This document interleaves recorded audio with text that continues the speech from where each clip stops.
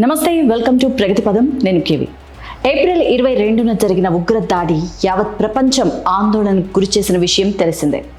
అయితే ఈ దారుణ ఘటనను చూసి యావత్ భారతదేశం ఆగ్రహాన్ని కూడా వ్యక్తం చేసింది. ఉగ్రవాదాన్ని అంతం చేయాలి, దాయాది దేశం పాకిస్తాన్ను వరల్డ్ మ్యాప్లో లేకుండా చేయాలంటూ 140 కోట్ల భారతీయ పౌరులు కోపంతో రగిలిపోయారు. ఇక ఈ క్రమంలోనే భారత సైన్యం ఆపరేషన్ సింధూర్ పేరుతో పాక్ ఆక్రమిత కశ్మీర్లోని ఉగ్ర స్థావరాలపై మిస్సైల్స్తో విరుచుకుపడింది. ఇక ఈ దాడిలో భారీగా ఉగ్రవాదులు కూడా హతమైన విషయం తెలిసిందే.